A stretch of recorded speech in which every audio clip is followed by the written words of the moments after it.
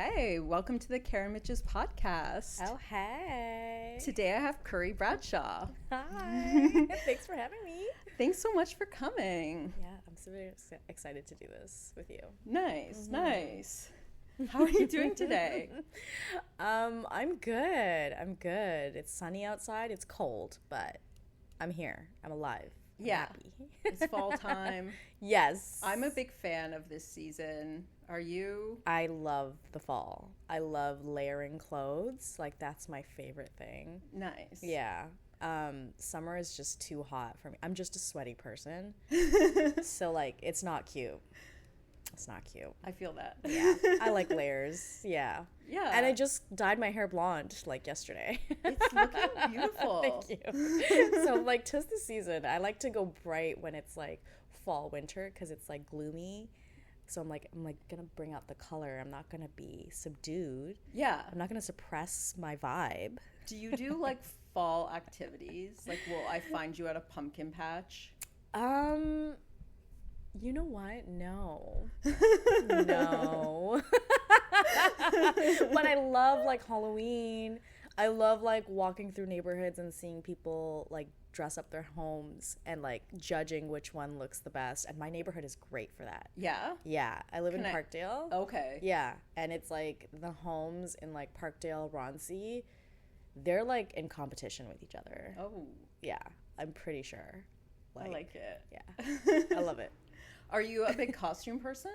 I am. Yeah. Is there a costume for this year?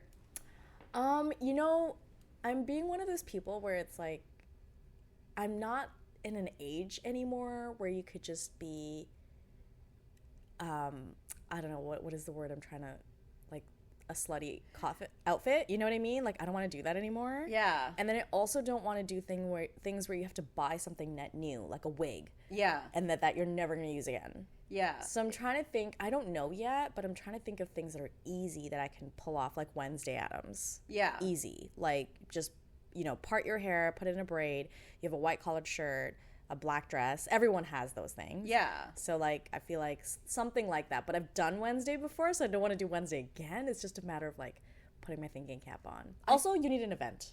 Yeah. So, yeah. I used to love slutty Halloween, and I just think it got too played out. It did, right? And now I think my favorite costumes are kind of like homemade and where you can tell someone has some kind of ingenuity in putting it together. Yeah. Totally. I like simple. The simpler it is, the better. We did do Cheetah Girls one year.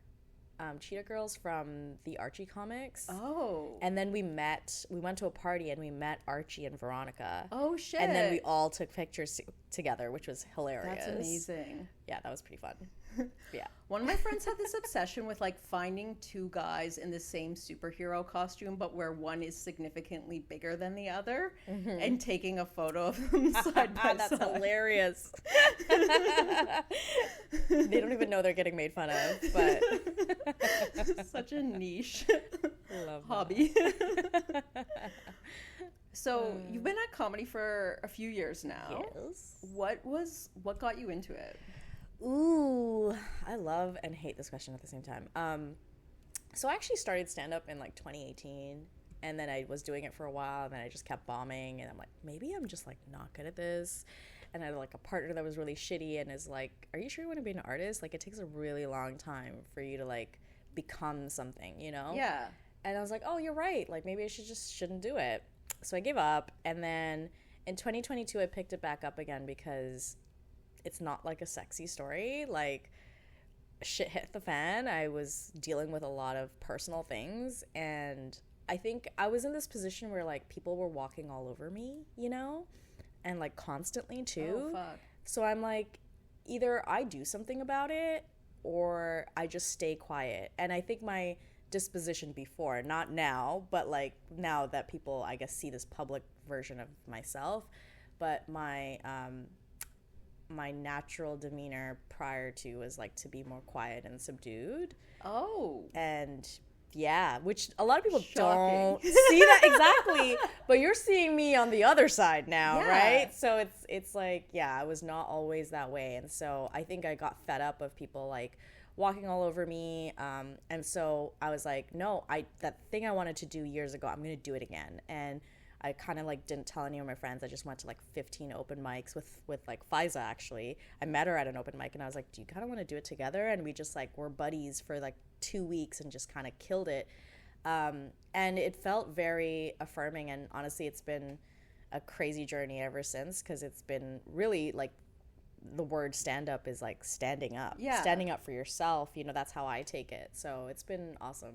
That's a great story. Like, so it's kind of like you became something on stage that you wanted to be in real life. Yeah. And like brought it back to yourself. Yeah, or like that part of me that I was always like maybe hiding or suppressing, I just let her out and like let her say what she wanted to say in the most exaggerated way possible. And it led to wherever I am now. So like it's awesome what you can do when you do stand up for yourself and when you use your voice, you know, the power of using your voice. So it's been awesome. That's amazing, because I think I'm so used to hearing people in comedy who come from, who maybe were always somebody who couldn't shut up, and then they're like, I guess I'll just go do comedy. So it's kind of, it's nice to hilarious. I could see that. I could totally see that, actually. I like that Faiza too was like your person. Yeah. Because is she like the Disney princess of Toronto comedy? I feel like she is. And she's just so, especially at the time when I first started, I was very angry, truthfully. Like, I don't even think I was really that funny, to be honest. I was just angry at first. And she was such a ball of light, and she was so opposite of me. Yeah. That I think it was also like interesting that we were like, you know, each other's buddies as well. And she's taught me a lot about like positivity as well, and like letting go, because she's just such a joy to be around. Yeah. I don't do like angry comedy, but I do feel like a lot of like some of my comedy is motivated by anger, and I think that does come from being a more like reserved person, and then you have like some frustrations that build up. Yeah, I think also like a lot of the things I talk about are like, you know, sex, dating, relationships, but also like being sexualized and hypersexualized all the time. And it's happened to me in work environments. So when it happened in stand-up, it was not even like a surprise, you know? And so I think I was truly just angry at men for like a really long time. And so the women were like on my side when I was talking about stuff, but the men were kind of like, I don't get it. She's like hot, but she doesn't want to fuck us. Like, what's going on? Like, they're just so confused by me, you know? Like, what is she? I don't get it. Yeah. So. I feel like we're in a really fortunate time for women because there is that support in like being as sexy or as like prudish as you want to be, and there's like a mentality of like we're all allowed to be where we fall naturally. Whereas like I don't think like if we'd started 10 years ago, first off, I don't think we'd have a lot of women to go to mics with. True. And then I don't think we'd have necessarily support from whoever we did find. Yeah. So fair enough. Yeah. If the guys in the scene can't be great, at least we can be. Yeah.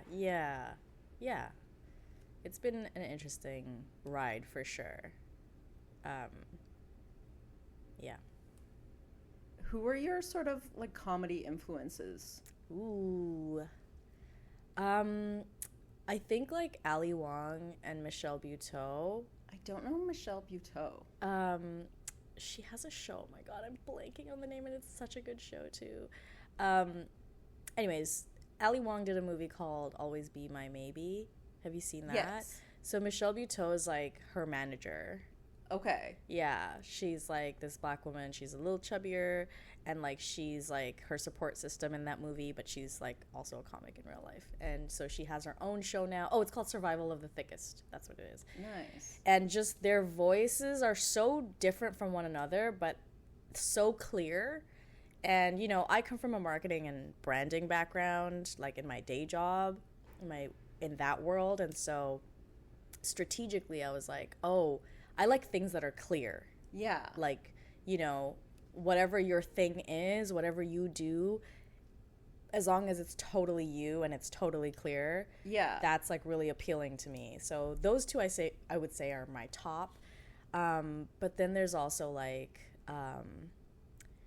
Ilana Glazer, I think it is, like the Broad City girls. Oh, fuck yeah. So hilarious.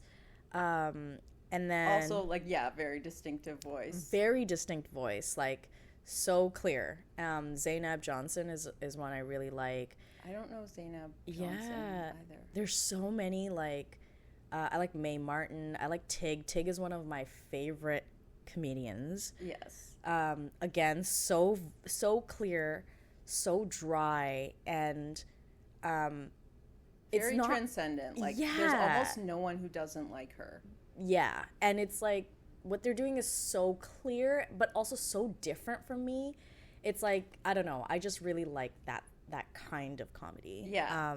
There's also like a confidence. Like, they have this bit where they talk about like moving a stand around the stage, like just oh my God, to like fuck with people. And I'm like, so good. It's a kind of ballsiness. And I think just their overall like attitude towards like performance and like fuckery and tension, that's so I love it. And sadness, I think, because, you know, a lot of us comics, we come from these sad places, which I think if you're not a comic, you don't know that. But comedians, we know that. It's like we're oftentimes either we dealt with pain, like back in some part of our upbringing, or we're dealing with some kind of pain. And a lot of us are funny because of the pain. Yeah. And Tig does that so well with like cancer and you know, death and heartbreak and all of those things, which I relate to quite a lot. Yeah. So I think like I'm always interested in seeing how people bring out hilarity through pain, because that's something that I've been through, and I think the perception of me and my story don't match for a lot of people. So I think like that's something I'm always interested in, like how can I bring that to the forefront, make it funny, and then also shock people, not for the sake of shock, but because it is shocking, it is, you know, traumatic or whatever.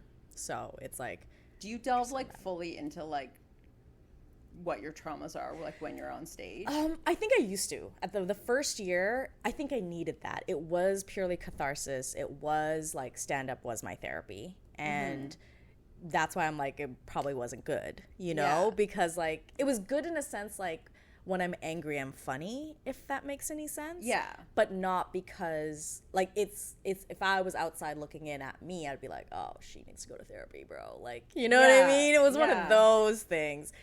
So I think, like, right now I'm working on, like, an hour special where it does talk about those traumas, because for me, it is, like, a childhood thing. It's not really a right now thing. Yeah.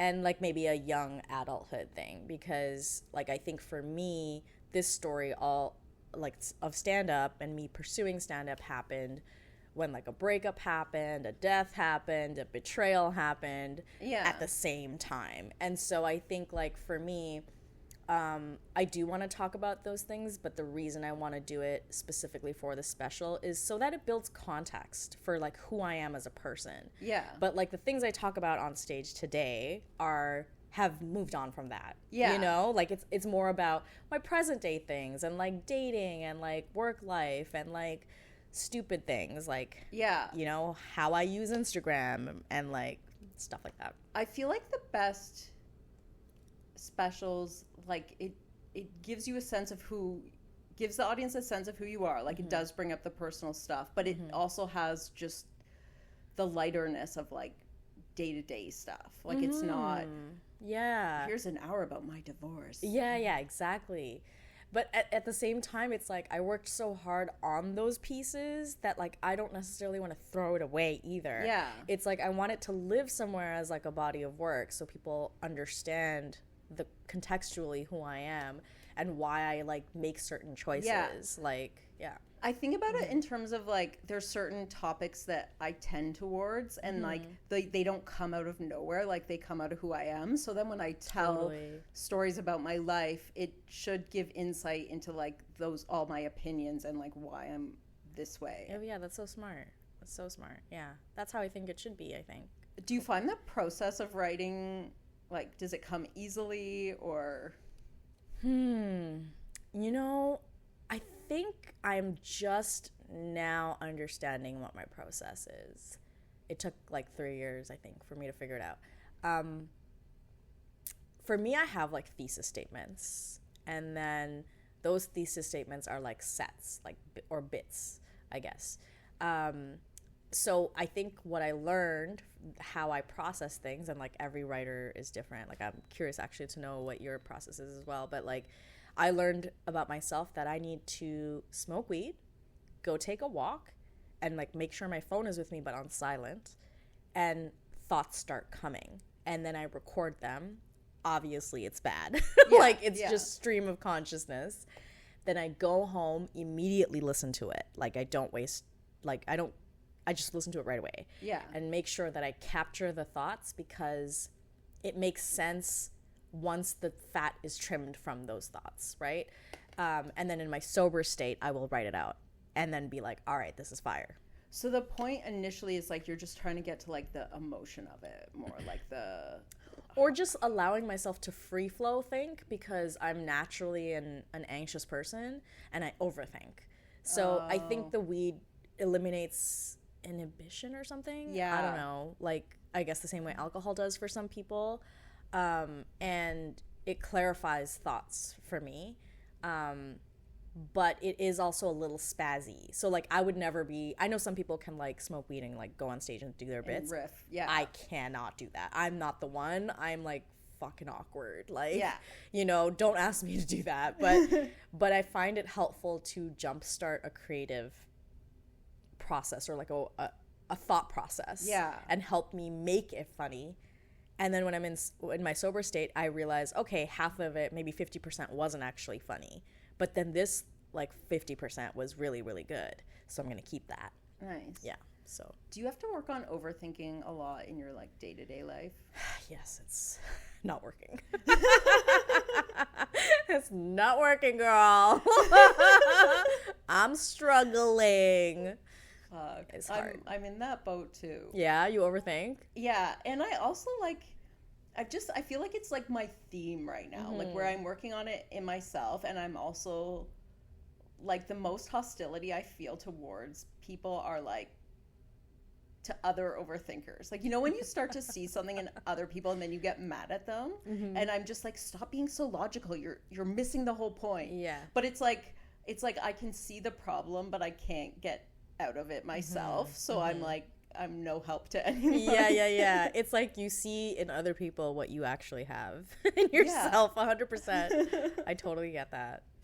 Do you think, like, though, culturally we may be in, like, an overthinking, like, almost like generation? Oh, yeah. We all have ADD. We all have ADHD. We all have our fucking phones. We're all distracted. We have the paradox of choice. We have 10,000 dating apps. We have 10,000 tabs open on our computers.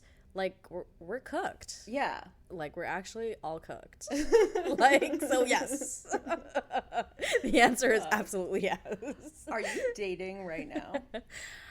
Yeah, I am. What's your strategy? Like, are you on apps? So initially I wasn't. I was trying the real world. That sucked. Then I tried Bumble, and I recently have tried Field. Do you know what Field is? Is that like dating a couple? You know, everyone thinks it's that. I mean, yes, it is for that, but it's also just a sluttier platform. It's like any kind of slut you are, it's for that. Okay. And it's like open. It's pretty like, I feel like Bumble or like Hinge are more like you want to date for the purpose of something longer term. Yeah. But I feel like Field is... if you're horny, like you just go on Field, you know? And so I think like, I've been exploring that. It's only been a month, but it's been very interesting. Interesting, good, or just interesting? I mean, it's led to some like in-person dates. I think just interesting for now. Nothing has landed anywhere, because it's like, I'm a hoe, but like I'm an elevated hoe. You know, this pussy is not free. Let me start there. Let me start there, okay? You know, I feel like there is a space that exists. And maybe it's an age thing, you know, like I mentioned to you, I'm 36. So I feel like I want to be a hoe and have a conversation. Yeah.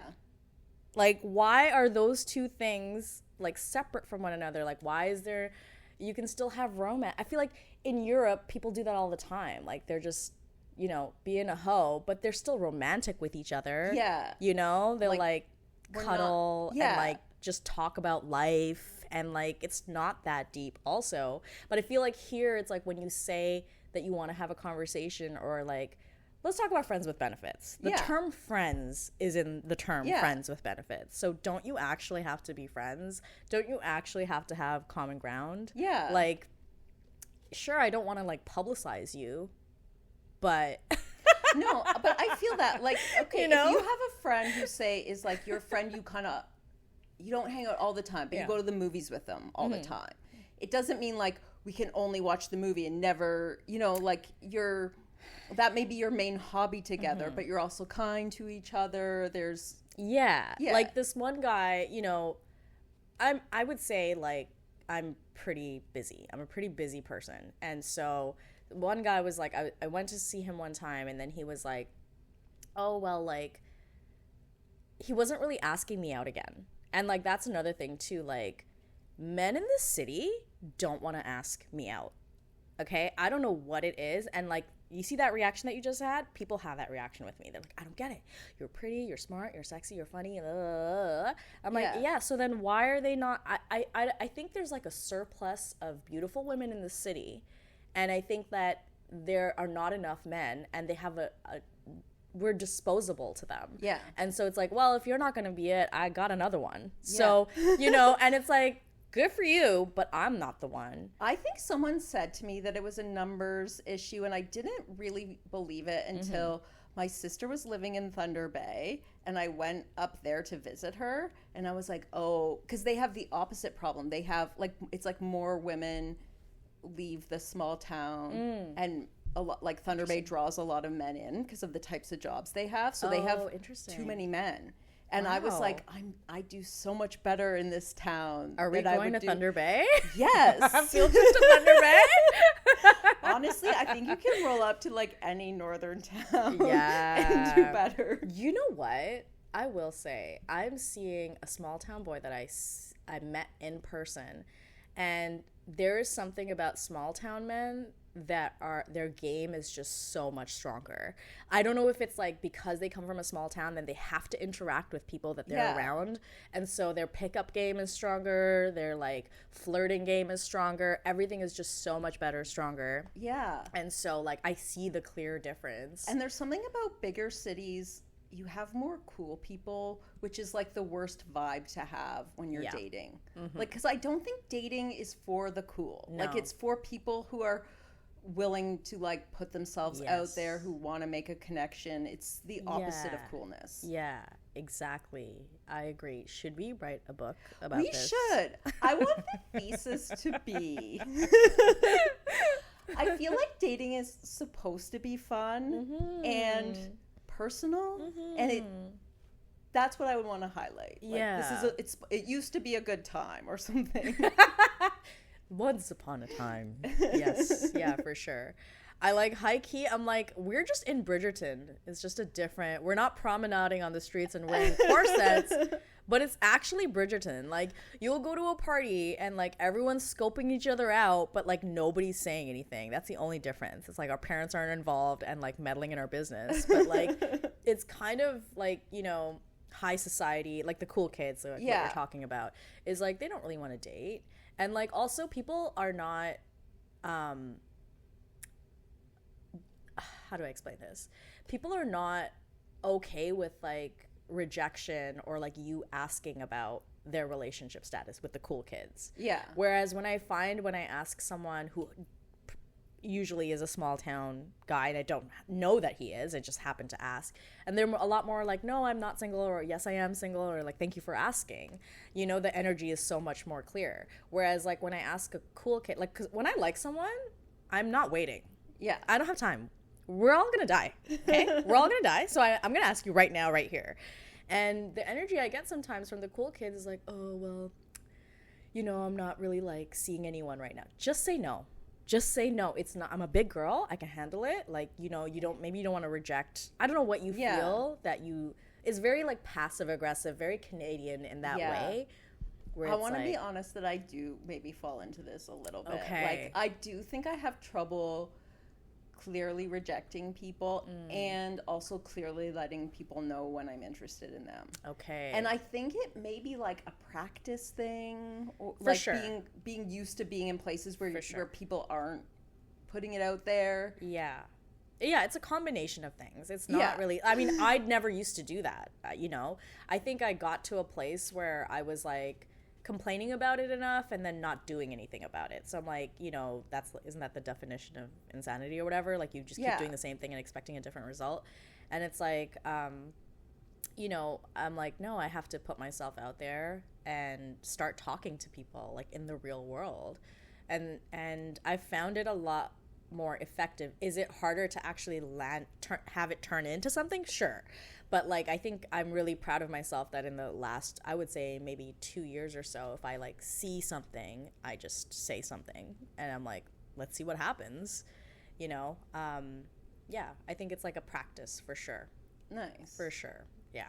So you said like before you got into comedy, you were in kind of like marketing, branding. That's your professional background. That's my wheelhouse. Yeah. So what led you into there? So I started my career in event planning, and then I transitioned into marketing. I worked in the restaurant business. I worked for Momofuku, the restaurant group here in Toronto, for 2 or 3 years, I think it was, until they, you know, stopped existing. And that was my real first foray into like PR and marketing, working with the New York team, and I learned so much on the job. In every sense of the word. Like, I did everything: events, strategic marketing, you know, newsletters, brand partnerships, collaborations with other brands. Like, it was just very, very cool to like get that like fast track experience. It's almost like I went to school, but I was like on the job and getting paid for it, which is really awesome. That's amazing. So yeah, that's kind of what jump started me there. And then I've worked for a couple of different like marketing agencies, or agencies that, you know, represented artists like videographers, photographers, but they needed help with their marketing.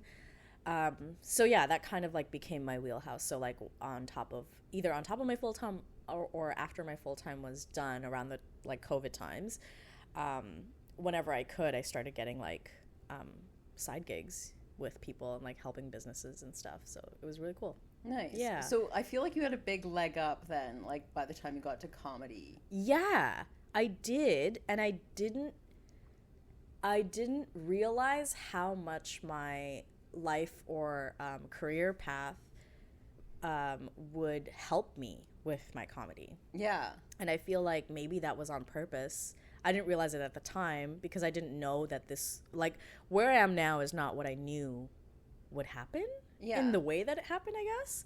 So I'm glad that all that education, all that training, like, definitely helped me with stand-up. For sure. For sure. Sweet. Yeah, because I feel like a lot of us are, like, underwater because we're just, like, we don't have much knowledge of social media, and then you're suddenly in this world where you're supposed to self-promote, and it's so hard. Like, for me, prior to this, all I did was like I knew how to put a resume together and how to interview for a job, because like when you're doing kind of like standard office work, that's as much as you need to know. For sure. Yeah, I guess I had a LinkedIn profile. I still have a LinkedIn profile, so people are seeing comedy on there and they're like, what? But it's fine. I don't know if I'm going to put comedy onto my LinkedIn profile. Maybe I should. Maybe. I mean, I don't know. I'm just ruthless and shameless about it. So I just don't care. I love it. But I'm sure my old colleagues are like, what? Like, why? Well, like, all these corporate people are like, what is she doing? Like, this is very weird. Yeah. What's been your experience with producing? Ooh, oh my God. You know what? I think I'm very grateful to have had experience again in my actual like career life, like being an event planner. I think that helped me so much with producing. I am oddly specific about how I go about things, even like obviously down to appearance, like what I wear on stage and stuff, but like also venues that I select. And I wanted to make sure that I worked in venues that were beautifully designed and also above ground and also culturally relevant. And so it didn't happen for a while until because that's almost no comedy venue, right? That's not just the above ground is all alone is like, okay, this is gonna be work. This is gonna be hard work. But you know, I found a really beautiful home within the Annex Hotel, which I basically kind of like have a residency there like now monthly, and they're very open and receptive to me as a young comic. They've supported me throughout, you know, all of these years. I'm now about to produce my 15th show. Oh, wow. And so it's very exciting, 3 of which have taken place in New York. And so it's like, I didn't know any of this was going to happen. I didn't know you produced in New York. Yeah, I produced in New York. That's crazy. And it's been pretty awesome. Yeah. I think being intentional and specific is annoying, but I think that has helped me get far and set myself apart. And it's been hard, you know, but once the numbers started proving themselves, then the venues were able to see, okay, well, we can, like, you know, we get a piece of the pie too. And like, it's a model of sharing, you know, and also you have to have good business sense. And I think my career background, like pre-comedy, helped me with that for sure. Like building decks and like showing how much, you know, alcohol sales you can make that evening, you know, how much food sales they make. And then being able to take that to New York venues and justify it to them that this is why you should work with us because we've been successful in this way. So, you know, it didn't come out of thin air. Yeah. It came out of hard work. And I'm really grateful for my event planning experience and my marketing PR experience to like just kind of bring it all together home for like stand up. It's been incredible. Yeah. It's interesting because I think everyone comes to stand up with, you know, some background before that and some kind of skills they've cultivated. Totally. But I don't think I've talked to anyone yet who has your skill set. It's very That's interesting. I thought there would be, but maybe. That's interesting.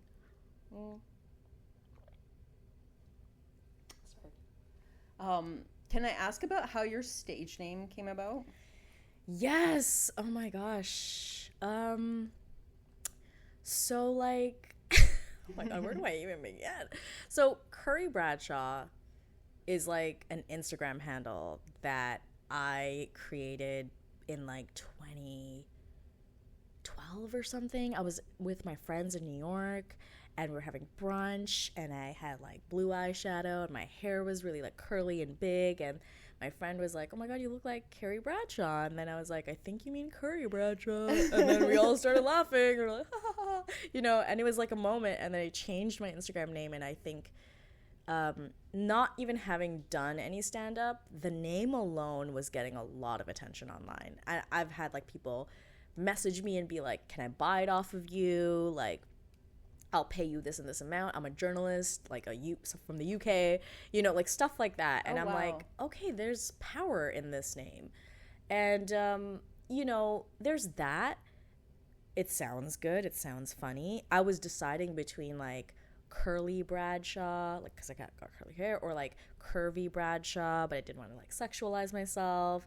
And then I'm like, no, I think Curry is the closest sounding to Carrie. Yeah. And you know, growing up and not seeing a lot of representation, Carrie Bradshaw really was the first person I saw that had the same curl pattern as, and you as a curly girl, I'm sure you understand this. Like, you know, when you see curly hair on a lead main character, you're like, I've never seen this before, because everyone in that era, early, you know, late 90s, early 2000s, they were still very much so blow drying their hair, like curl blow dry. And it was such a straight-haired time and a very flat-chested time. Yes. And I know this isn't necessarily a positive thing, but she was one of the last girls on TV who smoked. Yes. You know, she sure did. Yeah, she was a role model. Yeah. Yeah.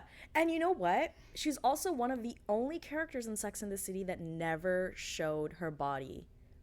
It was always implied that she was having sex, but you never actually saw anything. And I think that was something that drew me to the character as well, in addition to like her nose, her hair that looked similar, even though the skin tone wasn't there. It's like there was elements of, at that time, there was not much to go on. Yeah. And also sex was a huge part of my existence and conversation around me, who I am, what I look like, what I was always interested in. I used to wear a hijab growing up for like 20 years of my life. And so what age would you have started wearing it? When I was 8 years old, and then I stopped wearing it, I think, when I was in my 20s. I don't remember what age exactly, but yeah, it was a long time. So you were properly an adult. The first part of adulthood. Definitely. You were still covered. Yes. That's crazy. It's a different life and existence, but I was always curious about sex. Yeah. Always. And like in the stand-up special that I'm working on, that's what I want to address and talk about, and how important it is to talk about how, you know, I'm Muslim, I am Bangladeshi, and in both of our communities, we talk about procreation so much. And it's like, where the fuck do you guys think babies come from? Somebody fucked to get you here. Literally, like, we're here because somebody fucked to get us here. You know what I mean? Yeah. And so it's like, you know, I was always curious about sex. People thought because I would talk about sex that I was having sex, even as a hijabi. I would get judged for it. And then I didn't have sex until I was 27 years old. And so people were like, well, you took off the hijab, so why didn't you have sex? Were you religious? Were you this? Were you that? And I'm like, you know, you get to a certain age and then you try to have sex and then you become desperate and then no one wants to have sex with you. Like, I don't think people realize that. And hesitant for the reasons of like, well, I don't want to be your first one, and then you be attached. Yeah. And I'm like, wow, y'all make everything about yourselves. I really just wanted to get laid. Like, really, I just wanted to get laid. So... but yeah, before that, there was all this judgment around me not having sex, also because I look the way I look, dress the way I dress, and I'm a very confident person. Yeah. I've always been, even if I've been shy and reserved, I've always been very confident in who I am. And I think that confused people because people associate confidence to someone who's had sex already. Yeah. You know? Because there's a perception of what a virgin is. Yeah. There's also like, because people tend to assume, I think, always that I'm more wholesome than I am. And I found that confusing. Yes. But I think I'm guilty of it too. It's like, if somebody is very sexy, then but okay, so there's this other thing I noticed that I think it's like, there's a lot of men who are very, like, they're attracted to a certain type of woman, but then they're also afraid to talk to her. Yes. So then it's like, you want to be with the sexiest woman, but then you also immediately want to like hide her. Yeah. Or make her stop being or sexy. Dim her light. Yeah. Yeah. It's definitely a thing. It's definitely a thing. Think about it. Like, Rihanna got beat up by Chris Brown. She's like one of the most beautiful women in the world. How does that happen? And like, the public is always like, I don't get it. She's Rihanna though. Like, but it's like, it's not. I don't think people understand, like, when you're a certain level of societally attractive, people want to dim your light. They want to take it from you. They want to possess you. And these are the things that I also address in the stand-up special, because I had these two different worlds where when I was wearing the hijab, I was noticed for my intelligence and my character. And then when I stopped wearing the hijab, it's just people just assumed that I was sexual. And this, I'm talking not even in like social spaces. I'm talking in workplace environments. I'm talking about how bosses talk to you, how they treat you, you know, like, and I address things like harassment and things like that. And it's like, it's such a different perspective. Yeah. And to be living in the same existence and experiencing those two polar opposite experiences is kind of like crazy. I had this realization. I was already in my 30s, which was like, just because I changed a lot, and then I realized like people can only see what you are right now, and it's like what you're putting out there. Like if you're carrying a yoga mat to work and like you're skinny, people think like you've always been in shape your whole life, or like, I don't know. It's like it's and even though like I can even see that in myself. Like we do get stuck on like the outside of people very easily. We do. I mean, you know, when one of the first stand-up classes that I did, we did this exercise. I went to Second City and I did like stand-up 1 course. Nice. And the teacher made us go around and we all had to play this game where we judged each other based completely on our appearance. And so everybody went around and we all did it to each other. We're like, oh, you look like a nerd, you look like a jock, you look like whatever, you know, banker, this, that, and the third. And when it came to me, they were like, you look like a high-performing lawyer that does cocaine in the bathroom. You look like a mean girl. You look like... I'm like, what the hell, guys? We just met. That's crazy. But, you know, it was an exercise of using that as a way to bring the audience into who you are. Yeah. And the perception of who you are. So you know, we know this as comics, is that sometimes people will go on stage and be like, oh, I know I look like Hagrid from Harry Potter, and it's because they look a certain way, and they're trying to address it right away, and that's what that exercise was for.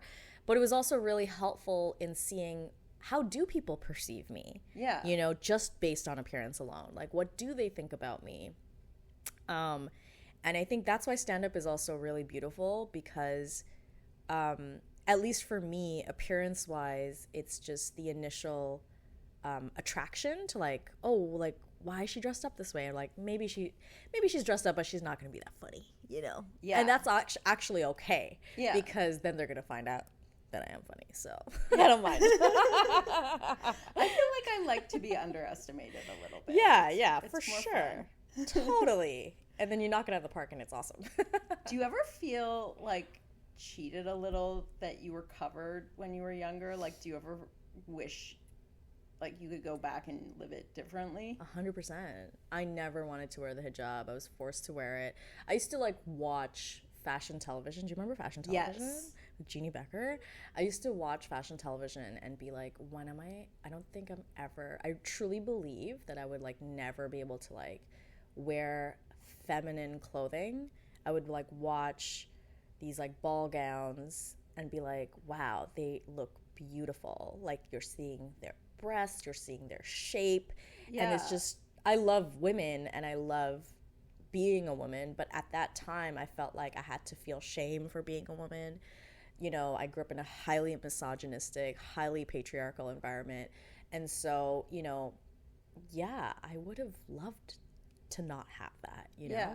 But I think that's what's happening now, is that it's that reclamation of power. And so every time I'm on stage, the reason I dress up in the ways that I do is to reclaim that I didn't have when I was younger, you know? For sure. That's amazing. I think, do you see ever like a parallel with like people who were closeted about being gay or trans, and it's like now that they get to be themselves, they're just like, it's more of a preoccupation than everyone else who is just kind of always themselves? Yeah, 100%. I relate to the queer community for that reason 1,000%. I have so many queer friends. We've always talked about the relatability with that experience, like a particular experience of like not being able to be who you are, and then finally coming to this other side where you can be who you are. And like, it's, the closet can come in different forms, you know? And it's like I was like a Kimmy Schmidt, I guess, in that way, you know? Like, it feels like you were in a cult or something, and then you come out of it, because you kind of were in a cult, and then you were told what to do, and you had no, you can't object, you know, you can't question, and there were several times I did question. Like, you know, I was wearing a hijab. There had been through so many phases where I was like policing people. And then there was another phase where I was like an atheist. And then there was another phase where I was like not even wearing my hijab like forward. I was like wearing it like kind of like a head wrap. Yeah. You know, like I went through so many phases even within that period because it was not my choice, you know?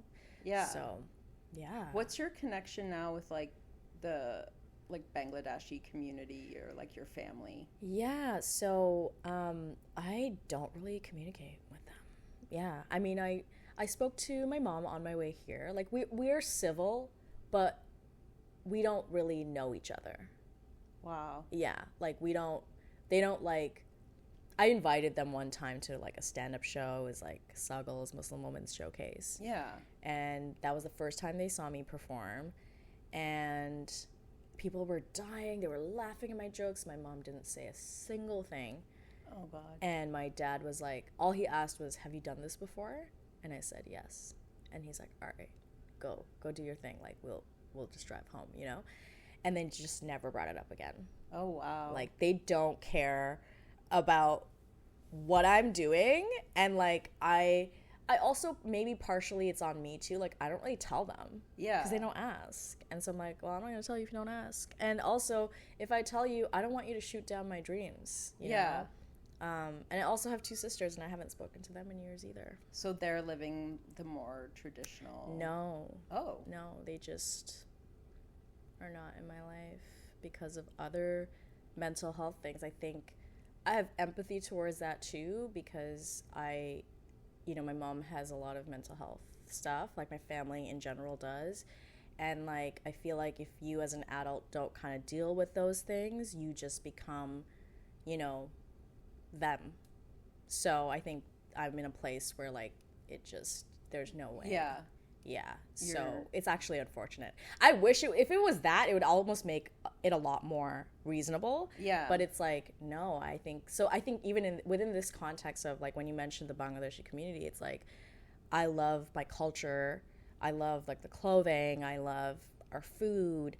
I speak my language. I write my language. I read my language. I have all these connections to it. Yeah. But I don't have a normal quote unquote, you know, story within not just the Bangladeshi community, but also in the South Asian community at large. So I think I'm like an anomaly in the true sense of the word, you know, compounded with the things I talk about on stage and all that stuff. So it's like, yeah, it's been a journey, but I think it's also been beautiful. And another reason I relate to the queer community a lot, because they oftentimes, not everyone obviously, but like oftentimes if their families don't accept who they are, then they're adopting family members from their friendships and, you know, people who treat them like family or exemplify what family is through that type of connection. And I've been very lucky to have people in my corner who really do support me and give me the love that I need. But